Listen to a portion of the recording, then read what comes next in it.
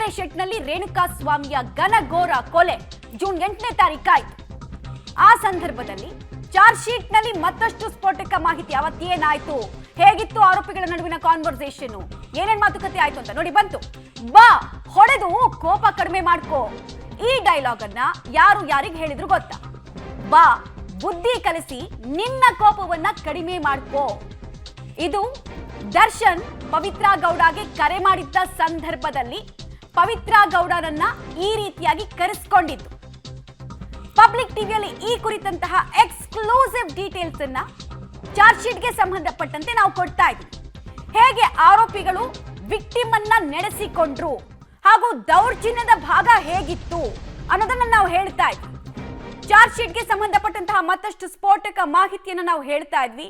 ಹೇಗೆ ವಿಕ್ಟಿಮ್ ಅನ್ನ ಜೂನ್ 8ನೇ ತಾರೀಕು ಅಷ್ಟು ಜನ ಆರೋಪಿಗಳು ನಡೆಸಿಕೊಂಡ್ರು. ಅದಕ್ಕೂ ಮುಂಚೆ ದರ್ಶನ್ ದರ್ಶನ್ A1ಗೆ ಕಾಲ್ ಮಾಡಿ ಹೇಳಿದ್ದೇನೆ. ಡೀಟೇಲ್ಸ್ ನೋಡ್ತಾ ಹೋಗೋದಾದ್ರೆ,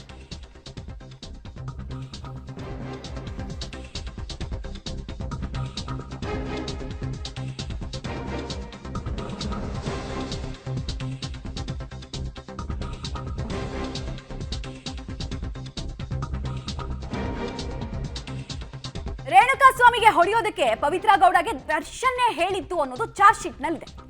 ಶೆಡ್ಗೆ ಬಂದು ರೇಣುಕಾ ಸ್ವಾಮಿಯನ್ನ ನೋಡಿ ಪವಿತ್ರ ಗೌಡ ಹೌಹಾರಿದ್ಲಂತೆ. ತನ್ನ ಚಪ್ಪಲಿಯನ್ನ ತೆಗೆದು ಆಗಲೇ ಹಣ್ಣುಗಾಯಿ ನೀರುಗಾಯಿ ಆಗಿದ್ದಂತಹ ರೇಣುಕಾ ಸ್ವಾಮಿಯ ಮುಖಕ್ಕೆ ಮತ್ತೊಮ್ಮೆ ಹೊಡೆದ್ರು. ರಕ್ತ ಸೋರ್ತಾ ಇದ್ದ ರೇಣುಕಾ ಸ್ವಾಮಿಯ ಮುಖಕ್ಕೆ ಪವಿತ್ರ ಗೌಡ ಆಕೆಯ ಚಪ್ಪಲಿಯಿಂದ ಹೊಡೆದ್ಲು ಅನ್ನೋದು ಗೊತ್ತಾಗ್ತಾ ಇದೆ. ಆತನ ದೇಹದ ವಿವಿಧ ಕಡೆ ಕೂಡ ಹಲವು ಬಾರಿ ಹಲ್ಲೆಯನ್ನ ಮಾಡಿದ್ರು. ಶುದ್ಧ ಸೇಡು ಆಕೆಯಲ್ಲಿ ಕುದಿತಾ ಇತ್ತು ಅನ್ನೋದನ್ನ ಹೇಳ್ತಾ ಇದೆ ಚಾರ್ಜ್ ಶೀಟ್ನ ಈ ಅಂಶ. ಈ ವೇಳೆ ಪವಿತ್ರ ಗೌಡರ ಚಪ್ಪಲಿಯನ್ನ ತೆಗೆದುಕೊಂಡು ದರ್ಶನ್ ಕೂಡ ಹಲ್ಲೆಯನ್ನ ನಡೆಸಿದ್ರು. ಥಳಿಸಿ ಪವಿತ್ರ ಗೌಡ ಕಾಲಿನ ಮೇಲೆ ರೇಣುಕಾ ಸ್ವಾಮಿಯನ್ನ ದರ್ಶನ್ ಬೀಳಿಸಿದ್ರ ಬಗ್ಗೆ ಕೂಡ ಮಾಹಿತಿ ಇದೆ. ಆಗ ತಪ್ಪಾಯಿತು ಅಂತ ಪವಿತ್ರ ಕಾಲಿಗೆ ಬಿದ್ದು ಪ್ರಾಣ ಭಿಕ್ಷೆಯನ್ನ ದಯನೀಯ ಸ್ಥಿತಿಯಲ್ಲಿದ್ದಂತಹ ರೇಣುಕಾ ಸ್ವಾಮಿ ಕೇಳೋ ಪ್ರಯತ್ನವನ್ನ ಮಾಡ್ತಾನೆ. ಆದರೆ ಇಷ್ಟಾದ್ರೂ ಕೂಡ ಹಲ್ಲೆ ಮಾಡಿ ದೌರ್ಜನ್ಯ ಎಸಗಿದ್ರು ಕೂಡ ಆಕೆ ಹೇಳಿದ್ದು ಇಷ್ಟು: ನಿನ್ನನ್ನ ಮುಗಿಸೋದಕ್ಕೆ ನಾನು ಕಾಯ್ತಾ ಇದ್ದೆ ಅಂತ ಪವಿತ್ರ ಗೌಡ ವಿಕ್ಟಿಮ್ ರೇಣುಕಾ ಸ್ವಾಮಿಗೆ ಹೇಳಿದ್ಲಂತೆ. ಈ ಹೇಳಿಕೆಯನ್ನ ಕೇಳಿದಾಗ ಆತನ ಮನಸ್ಥಿತಿ ಹೆಂಗಾಗಿರ್ಬೇಡ, ಮೊದಲೇ ಹಣ್ಣುಗಾಯಿ ನೀರ್ಗಾಯಿ ಪರಿಸ್ಥಿತಿ, ನನಗೆ ಅಶ್ಲೀಲ ಮೆಸೇಜ್ ಕಳಿಸ್ತೀಯ ಅಂತ ಆಕೆ ಕೋಪಗೊಂಡು ಕೇಳಿದ್ದು ಇದೆ.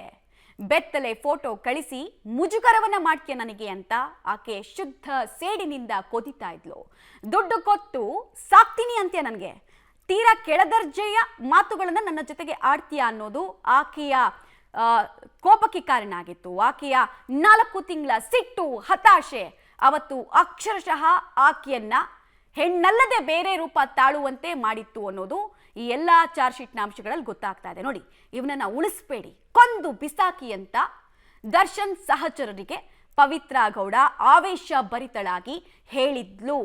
ಉನ್ಮಾದಗೊಂಡವರಂತೆ ವರ್ತಿಸಿದ್ರು ಉಳಿದವರು ಅನ್ನೋದು ಗೊತ್ತಾಗ್ತದೆ. ಈಕೆಯ ರೋಷಾವೇಶದ ಮಾತನ್ನ ಕೇಳಿ ಉಳಿದವರು ಕೂಡ ಹಾಗೆಯೇ ವರ್ತಿಸಿದ್ರು.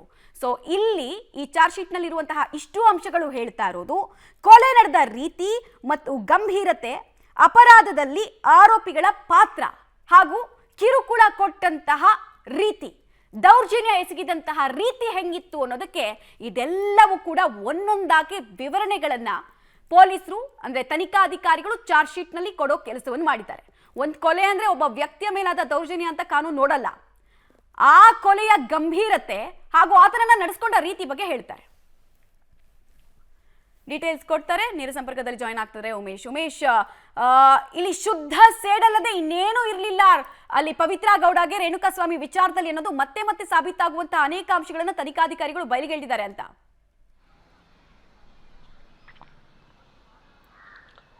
ಖಂಡಿತವಾಗ್ಲೂ ಮಮತಾ, ರೇಣುಕಾ ಸ್ವಾಮಿ ಕೊಲೆ ಪ್ರಕರಣದ ಚಾರ್ಜ್ ಶೀಟ್ ಈಗಾಗಲೇ ಅಧಿಕಾರಿಗಳು ಸಲ್ಲಿಕೆ ಮಾಡಿರುವಂಥದ್ದು. ಆ ಚಾರ್ಜ್ ಶೀಟ್ನಲ್ಲಿ ಎಲ್ಲ ಅಂಶಗಳು ಕೂಡ ಉಲ್ಲೇಖವಾಗಿವೆ. ಅದರಲ್ಲೂ ಪ್ರಮುಖವಾಗಿ ರೇಣುಕಾ ಸ್ವಾಮಿಯನ್ನು ಕಿಡ್ನಾಪ್ ಮಾಡ್ಕೊಂಡು ಬಂದಿನ ದಿನ ಏನಿದೆ, ಆವತ್ತಿನ ದಿನ ಆ ಶೆಡ್ನಲ್ಲಿ ರೇಣುಕಾ ಸ್ವಾಮಿಯನ್ನು ಅವರ ಇತರೆ ಆರೋಪಿಗಳು ಕರ್ಕೊಂಬಂದು ಈಗಾಗಲೇ ಒಂದು ರೌಂಡ್ ಆತನ ಮೇಲೆ ಹಲ್ಲೆ ಮಾಡಿ ನಂತರದಲ್ಲಿ ನಟ ದರ್ಶನ್ಗೆ ವಿಚಾರ ಮುಟ್ಟಿಸುವಂಥದ್ದು.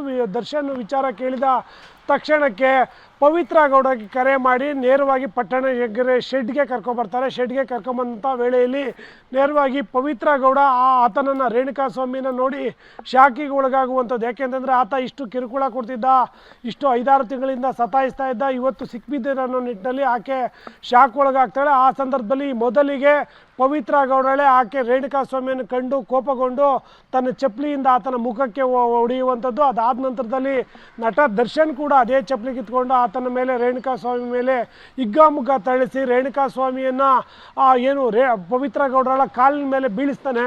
ಬೀಳಿಸಿದಂಥ ಸಂದರ್ಭದಲ್ಲಿ ರೇಣುಕಾಸ್ವಾಮಿ ನನ್ನಿಂದ ತಪ್ಪಾಯಿತು ಅಂತ ಕ್ಷಮೆ ಕೂಡ ಕೇಳ್ಕೊತಾರೆ. ಆದರೂ ಕೂಡ ಯಾವುದೇ ಕರುಣೆ ತೋರಿಸಿದಂಥ ಪವಿತ್ರ ಗೌಡ ಇವನನ್ನು ಕೊಂದು ಮುಗಿಸಿ ಅಂತೇಳಿ ಇತರೆ ಅಂದರೆ ಅಲ್ಲಿದ್ದಂಥ ಆ ವ್ಯಕ್ತಿಗಳಿಗೆ ಹೇಳಿದರು ಅನ್ನೋದು ಚಾರ್ಜ್ ಶೀಟ್ನಲ್ಲಿ ಉಲ್ಲೇಖ ಆಗಿದೆ. ಹಾಗಾಗಿ ಆ ನಂತರದಲ್ಲೂ ಕೂಡ ಆರೋಪಿಗಳು ಬೇರೆ ಬೇರೆ ರೀತಿಯಲ್ಲಿ ಆ ರೇಣುಕಾಸ್ವಾಮಿಯನ್ನು ತುಂಬ ಕ್ರೌರ್ಯವಾಗಿ ಹೊಡೆದು ಕೊಲೆ ಮಾಡಿರುವಂಥದ್ರ ಬಗ್ಗೆ ಈಗ ಚಾರ್ಜ್ ಶೀಟ್ನಲ್ಲಿ ಉಲ್ಲೇಖ ಆಗಿರುವಂಥದ್ದು. ಮಮತಾ. ರೈಟ್ ಉಮೇಶ್. ಹಾಗೆ